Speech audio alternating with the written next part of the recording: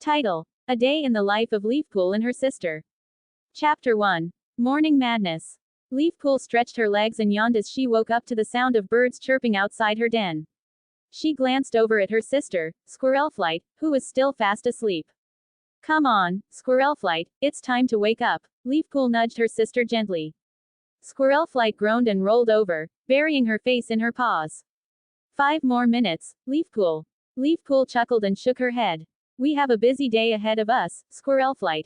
We can't afford to sleep in. Reluctantly, Squirrelflight opened her eyes and sat up, stretching her limbs. Fine, fine. What's on the agenda for today? Leafpool smiled. Well, we have to check on the elders, gather herbs for the medicine cats, and maybe even do some hunting. It's going to be a full day. Squirrelflight groaned. Sounds exhausting. Can't we just take a day off and relax for once? Leafpool shook her head. No rest for the wicked, Squirrelflight.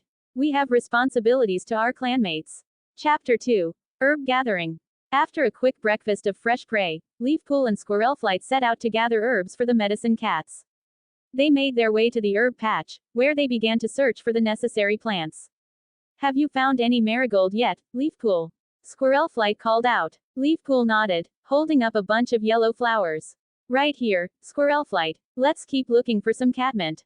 As they searched, Squirrelflight suddenly let out a yelp. Ouch! I think I just stepped on a thorn.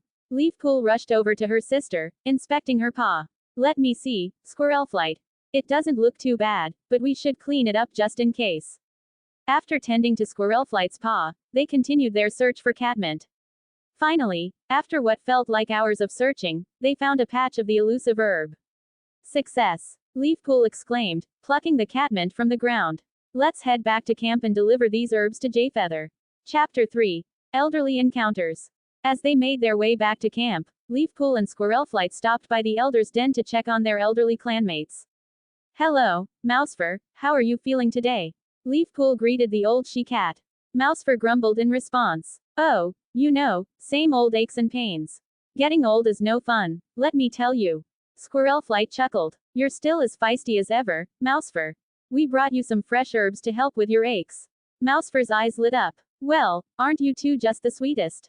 Thank you, girls. You're always looking out for us old folks. Leafpool and Squirrelflight bid farewell to Mousefur and the other elders before heading to the medicine den to deliver the herbs to Jayfeather. Chapter 4. Hunting Hijinks. After delivering the herbs, Leafpool and Squirrelflight decided to do some hunting before the sun set. They made their way to the hunting grounds, their senses on high alert.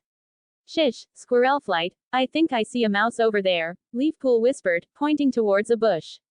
Squirrelflight nodded, crouching low to the ground. I'll flank it from the left, you go in from the right. With perfect coordination, they pounced on the unsuspecting mouse, catching it in their claws.